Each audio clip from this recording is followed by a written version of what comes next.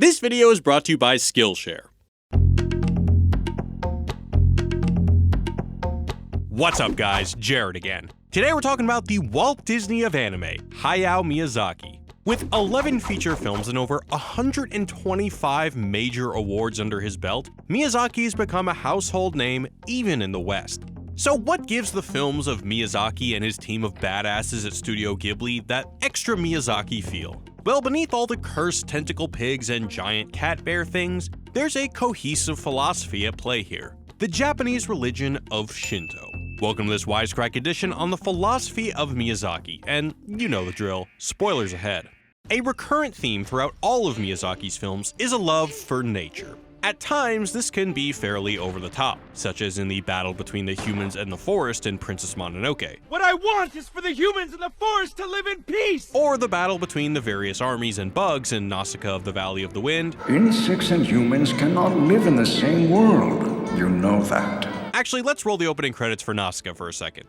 Yep, there it is. The film even comes with the World Wildlife Fund stamp of approval. While we could chalk all these moments up to Miyazaki being a tree hugger, seriously, he's actually opening a nature sanctuary later this year, we think it has more to do with Shinto, which holds a deep respect for nature. For the uninitiated, Shinto is an ancient Japanese religion that believes we share our world with a variety of gods and spirits called kami. Importantly, kami is both singular and plural, referring not only to the myriad of spirits in the world, but also the divine essence that connects all things. This interconnectedness is critical to understanding the religion. Whereas you and I might see a giant tree and think, wow, that's a big f***ing tree. A Shintoist might recognize it as a Yorishido, or an object in which a god can reside. It's no longer just nature, but part of the divine fabric of reality, and as such, deserves our respect. And while Japan is one of the least religious countries in the world, over 80% of its population participates in Shinto traditions. Seriously, the only thing Japan has more of than shrines are vending machines. But how does this all relate to nature and Miyazaki? Well, according to historian Lynn White, religion plays a large part in shaping a culture's treatment of the environment. For example, Judeo-Christian traditions state that man has dominion over fish of the sea, and over fowl of the air, and over every living thing that moveth upon the earth. Basically, in the West, nature has historically been our bitch. But in Shinto, because everything possesses a spiritual component, the religion is non-anthropocentric. Humans aren't at the center of the universe. And for our boy Miyazaki, that means that his films deal a lot with peace and loving between human and nature. So if you're wondering why the protagonist from Nausicaa of the Valley of the Wind continually tries to make peace with some pretty terrifying bugs, well, there you go. Please forgive us for disturbing your nest. We're very sorry. We are not your enemies. We mean you no harm. Consider My Neighbor Totoro. When sisters Satsuki and Mei Kusakabe move to an idyllic village out in the country, they find themselves living alongside a whole host of spirits. In their attic, for example, running around the Gohei, or a charm that blesses a house, is a swarm of little soot sprites. But instead of portraying these adorable little guys as otherworldly, the local wise woman treats them like familiar wildlife. You're a kind of ghost, then? Don't worry, dear. They're nothing to be afraid of. If they decide you're nice people, they won't harm you. And after a while, they'll just go away. In this world, spirits aren't something to fear, but rather a part of everyday life. This casual acceptance of spirits' place in the world and the respect they deserve is captured in small moments throughout the film, like when Satsuki gives thanks to a local shrine for offering her shelter from the rain, or when the Kusakabe family pays respects to the Yorishiro in which the god of the forest, Totoro, lives. Thank you for watching over May and making us feel so welcome here. Please continue to look after us. And it's through befriending these spirits, particularly the large Totoro, that our heroes resolve the film's big crisis. When Mei goes missing at the end, it's Totoro who helps Satsuki find her with the help of this weird cat bus thing. I don't know what to call that. By having his protagonists respect both the spirits and the wildlife they inhabit, Miyazaki inverts traditional Western views toward the environment. In the West, we've historically looked at the land in terms of its instrumental value, what it can do for us. For example, Aristotle remarked in his book Politics, nature has made all things specifically for the sake of man. And for us red, white, and blue-blooded Americans, we can see this in the concept of manifest destiny, i.e. how we must spread out across the country and convert all this nature into usable land. In short, we're consumers and the earth is our Walmart. However, if we factor in that the land is imbued with spirits, then we have to concede that the earth might have some intrinsic value, i.e. value for its own sake. Much like Kant formulated that people, or more broadly rational agents, must be treated as an end, never merely as a means, so too must the land, which is full of thinking, rational spirits, be treated as an end, not as a means. And it's in how these two perspectives on nature fail to meet that we find the root of conflict in Miyazaki's films. For example, look at Ponyo, Miyazaki's take on The Little Mermaid. In it, the magician Fujimoto opposes his daughter Ponyo's desire to become a human on the grounds that they use the ocean for their own gain. In fact, the only reason why Ponyo ends up meeting the little boy Sosuke in the first place is because she gets swept up by a passing ship trawling the ocean. Or, in layman's terms, when a ship essentially rakes the ocean with a giant net, destroying reefs and underwater habitats, all for a quick buck. When Fujimoto finally recovers Ponyo, he offers some pretty scathing criticism of mankind. Human? Ugh. What do you know about humans, Brunhilde? They spoil the sea. They treat your home like they're empty black souls. I was once, long ago, a human myself. I had to leave that all behind to serve the earth. That's right, apparently you can't love the ocean and be human at the same time. And to be fair, this clash between intrinsic and instrumental value has some pretty dire consequences. Because Ponyo's father refuses to let his daughter become a human, and because Ponyo refuses to go back to being a fish, the natural order of the world begins to fall apart. The moon falls closer to the sea, the waves take on a life of their own, and half the town looks like a coloring book page inspired by The Day After Tomorrow. But Sosuke and Ponyo manage to stave off the end of days by proving that humans can love nature for itself in the most literal way possible. After helping Sosuke traverse the flooded island to get back to his mom, Ponyo uses up all her magical power and returns to being a fish. When asked by Ponyo's mother, the spirit of the earth and goddess of mercy herself, if Sosuke knew that Ponyo was a fish and could love her anyway, he responds, I love all the Ponyos. Sosuke demonstrates that humans can intrinsically value nature by actually falling in love with a fish. Relieved, Ponyo's mother puts her daughter in a bubble, and with a kiss from Sosuke, Ponyo transforms permanently into a real girl, thereby putting the world at ease again. While Ponyo chooses to ground this mismatch of values in a Romeo and Juliet sort of way, more often than not in Miyazaki films, we see it embodied in the conflict between nature and technology. And perhaps nowhere is this interplay more noticeable than in Miyazaki's darkest work, Princess Mononoke. In the film, Prince Ashitaka travels to the industrial holdout Irontown to understand what's causing the great spirits of the forest to become cursed. As it turns out, Irontown, under the leadership of Lady Eboshi, has been cutting down the forest in order to bolster its own supply of iron. In choosing their own material gain over the sanctity of the forest, the residents of Irontown have started an all-out war with the god of the mountain, a war which Ashitaka is determined to stop. What's particularly interesting is how the townspeople view this deforestation in relation to the idea of progress.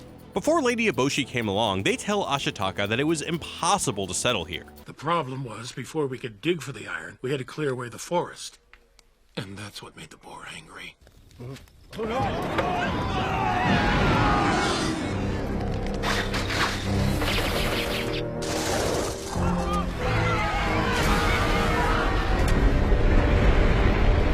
Then one day, Lady Eboshi came along with her warriors and her rifles. This last point is important. The townspeople view iron and guns, and more broadly, rationality, as a vehicle for progress. With science and rationality on their side, humans think they can live anywhere and do anything.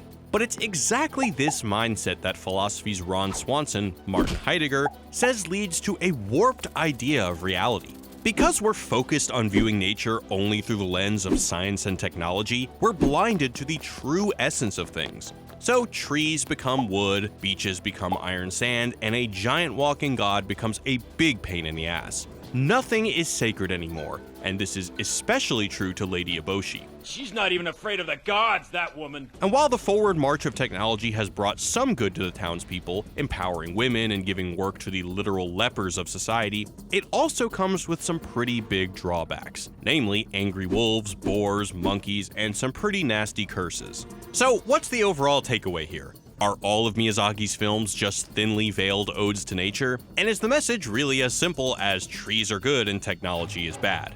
Well, let's not go full Thoreau just yet. After all, nature can be pretty damn scary in Miyazaki films. In the futuristic apocalyptic nightmare that is Nausicaa: The Valley of the Wind, the humans live in a world invaded by a toxic jungle. It's so beautiful. It's hard to believe these spores could kill me.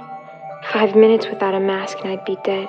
Oh yeah, and did we mention the swarms of massive killer insects that live in it? Similarly, spirits aren't always your friend. In Miyazaki's most famous work, Spirited Away, the little girl Chihiro enters a mysterious deserted town with her parents, only for them to be turned into pigs. In Chihiro's quest to change her parents back, she enters the service of an evil witch Yubaba and runs into this unruly patron, No-Face.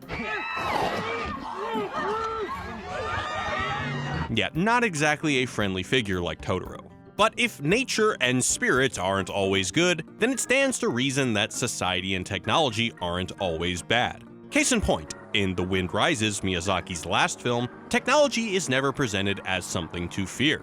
In fact, it's freak events of nature, like a massive earthquake and disease, that create a lot of the conflict in this world. As the protagonist Jiro learns in one of his many dream sequences, airplanes for him aren't the same as Lady Eboshi's guns. They're not meant to do battle or to further materialistic gains. As his idol Giovanni Caproni states, "Airplanes are not tools for war. They are not for making money. Airplanes are beautiful dreams. Engineers turn dreams into reality." In the end, what it all seems to come down to is the idea of respect and balance. In Shinto, certain actions create a sense of ritual purity. They give peace of mind to your own spirit and those around you. The dead must be buried for their souls to be at peace. Local gods and wildlife must be shown respect, and their sacrifices, even for the benefit of mankind, must be honored. If not, these angered spirits can become cursed. Or, this. It's not a matter of land being good or technology being bad, so much as it is about living in harmony with the natural world. To hammer this point home, let's have a quick look at Castle in the Sky, which follows the young boy Pazu and the Princess Sheeta's quest to find the long-lost flying city of Laputa. As it turns out, Sheeta's amulet points the way to the city, and with the help of some friendly air pirates, the duo races to reach Laputa before the military. But when the pair finally arrive, the city's not what they expect. In the century since its abandonment, Laputa has become overgrown with plants. And those scary robots in the distance, well, it turns out they're more of the big friendly giant variety. Instead of killing people, they tend to the wildlife. And much like in the Shinto tradition, they also pay their respects to the dead. You've picked another flower for the grave. How kind of you. In essence, Laputa has become the perfect synthesis of nature and technology, a giant tree even growing around its main crystal and power source. It's only when the army arrives, and particularly Muska, that this stasis is broken. As Muska violently rips through the vegetation that has taken over Laputa's control room, he attempts to turn the city into a massive weapon. Watching Muska's disregard for the natural world, Sheeta finally realizes why her people left Laputa in the first place. Now I understand why the people of Laputa vanished. There is a song from my home in the Valley of Gondua that explains everything. It says, "Take root in the ground, live in harmony with the wind, plant your seeds in the winter, and rejoice with the birds in the coming of spring." No matter how many weapons you have, no matter how great your technology might be, the world cannot live without love. Determined to stop Muska, Pazu and Sheeta then recite the forbidden spell. Instead of letting Muska break the balance of the world, they destroy Laputa altogether. As the city crumbles, though, the tree and the power source remain intact, soaring through the sky together. So what do you think, Wisecrack? Should we value wildlife for its own sake, spirits or not? Or should we value it for what it can offer us? Maybe if not materially, at least in quality of life? Or is it about a balance in all things? Regardless of the answer, a great way to nurture a connection to nature is by setting up a tiny garden at home. And with Skillshare, the online learning community, you can find classes on how to do just that, along with classes on how to start a business, design in Adobe Illustrator, or code pixel art for games. With over 20,000 classes, let that sink in. You could quite possibly take a class a day for the rest of your life. So to kick off the rest of your life, Skillshare is offering the first 500 Wisecrack fans to click the link in the description 2 months of Skillshare for free. So to sign up, go to skl.sh/wisecrack7 or click the link in the description below. Let us know what you thought about Miyazaki in the comments, and until next time, peace.